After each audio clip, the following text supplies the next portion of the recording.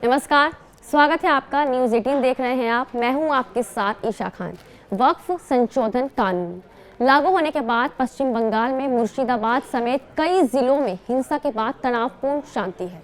इस मामले में सुप्रीम कोर्ट सुनवाई के लिए तैयार हो गया है। वकील विष्णु शंकर जैन की याचिका पर सुप्रीम कोर्ट आज सुनवाई करेगा। पश्चिम बंगाल में मुर्शिदाबाद हिंसा और राष्ट्रपति शासन की मांग को लेकर सुप्रीम कोर्ट में आज सुनवाई हो सकती है। याचिकाकर्ता विष्णु शंकर जैन ने हिंसा में अर्धसैनिक बलों की तैनाती और एनआईए जांच की मांग की है। जैन ने कहा है 2021 के मामले में अदालत पहले ही नोटिस जारी कर चुकी है और इस पर विचार किया जा रहा है। इस आवेदन के माध्यम से हमने हाल ही में हुई हिंसा की घटनाओं का हवाला दिया है। हम केवल संविधान के अनुच्छेद 355 के तहत राज्य से केंद्र द्वारा रिपोर्ट मांग रहे हैं।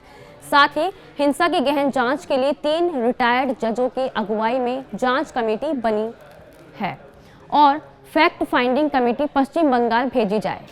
साथ ही हिंसा के बाद डर से असम पलायन कर चुके हिंदू परिवारों के बारे में भी रिपोर्ट ली जाए।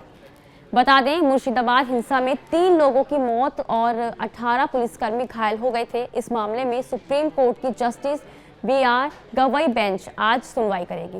दरअसल 13 अप्रैल से मुर्शिदाबाद में हुई झड़पों के बाद से राष्ट्रपति शासन लगाने की मांग उठ रही है। बीते दिनों राष्ट्रपति शासन लागू करने की मांग पर जब जवाब देते हुए सुप्रीम कोर्ट ने कहा था कि आप चाहते हैं कि हम राष्ट्रपति शासन लागू करने के लिए रिट जारी करें। अभी हमें विधायी और कार्यपालिका के अधिकारों में दखल देने के लिए दोषी ठहराया जा रहा है। याचिका पर मंगलवार को सुनवाई होगी, यानी कि आज सुनवाई होनी है। वहीं सोमवार को सुप्रीम कोर्ट की एक अलग पीठ ने मुर्शिदाबाद हिंसा मामले की स्वतंत्र जांच की मांग करने वाली 2 याचिकाओं पर सुनवाई की। अदालत ने 2 याचिकाकर्ताओं अधिवक्ता विशाल तिवारी और शशांक शेखर झा को अपनी याचिकाएं वापस लेने की अनुमति दी, क्योंकि अदालत ने पाया कि याचिकाएं मीडिया रिपोर्टों पर आधारित थी। वहीं बंगाल में हुई हिंसा ने सियासी पारा चढ़ा दिया है।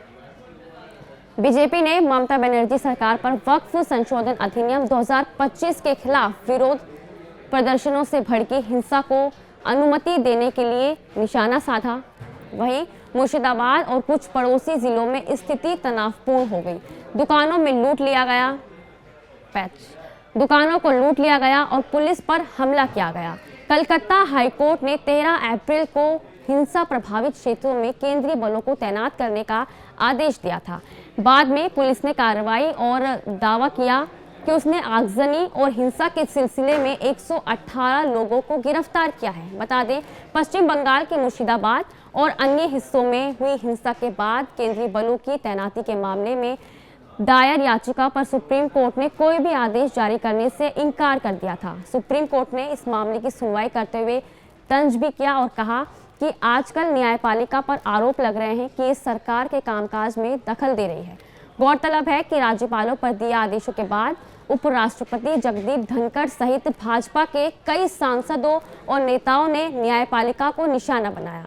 बता दें, मुर्शिदाबाद में हिंसा हुई उसको लेकर सुप्रीम कोर्ट में भी याचिका दायर की गई थी।